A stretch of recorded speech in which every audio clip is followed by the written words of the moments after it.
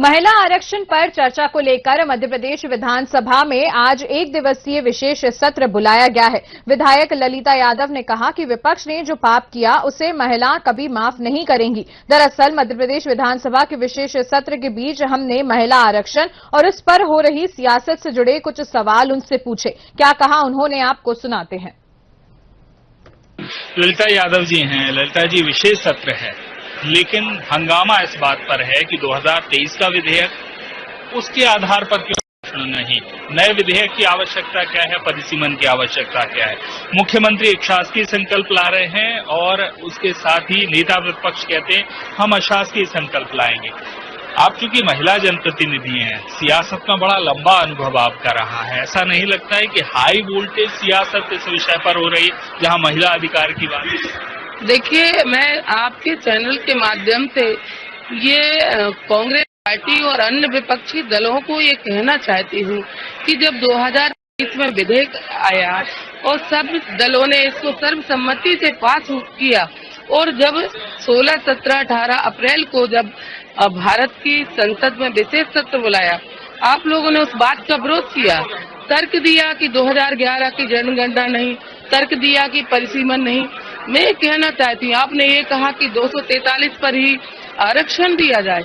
एक लोकसभा में 33 लाख वोटर हैं। एक सांसद किस तरह से उस बात को वो करता है और बहुत दूरियां बढ़ जाती हैं। और अगर उनने सीट बढ़ाने पर कांग्रेस पार्टी को आपत्ति क्यों है? सीधी सी बात है, महिलाओं को कांग्रेस पार्टी आगे आने नहीं देना चाहती, इसलिए उनने लंबे समय तक शासन किया, राज्य किया, लेकिन उनने महिलाओं के अधिकारों का हनन किया। और जब महिला आरक्षण 33% बिल की बात आई, माननीय देश के प्रधानमंत्री जी ने अपने वादा निभाने के बाद आई, उस बिल को गिरा दिया और उस पर जश्न मनाया गया। तो इस बात की घोर निंदा हमारी मध्य प्रदेश और भारत की बहनें करती और कांग्रेस पार्टी को बहनें कभी माफ नहीं करेंगी। सत्ता पक्ष की पुरजोर कोशिश है। आज जो शासकीय संकल्प है, आरक्षण परिसीमन के साथ तत्काल 33% आरक्षण, ये शासकीय संकल्प है, उसे पारित किया जाए। क्या लगता है आज की राह आसान है? निश्चित ही आज की राह आसान भी होगी और हमारा शासकीय संकल्प पारित भी होगा। पारित होगा और निंदा भी होगी क्या विपक्ष? बिल्कुल, विपक्ष की निंदा हम लोग कर ही रहे हैं। आज सड़कों पे महिलाएं हैं, घोर निंदा करती हैं। कांग्रेस पार्टी, अन्य दलों के लोग उनको अपनी पत्नियों को लड़ाना, बहनों को लड़ाना, परिवार को लड़ाना, वो उनका विषय था।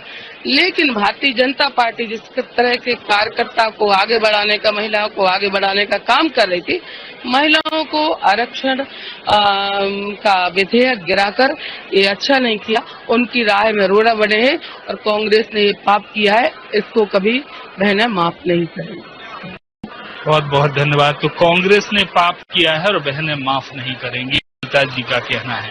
लेकिन सदन के अंदर किस तरह की कार्रवाई होती है, वो जो दर्शक दीर्घा में बैठी महिलाएं हैं, वो क्या कुछ यहाँ घटनाक्रम देखती है और क्या इस शासकीय संकल्प के पास होने के बाद या फिर कांग्रेस यानी विपक्ष की निंदा के बाद सड़क पर ही ड्रामा खत्म हो जाएगा या फिर इस तरह पॉलिटिक्स चलती ही रहेगी? कैमरामैन अभिलाष तिवारी के साथ किशोर शर्मा।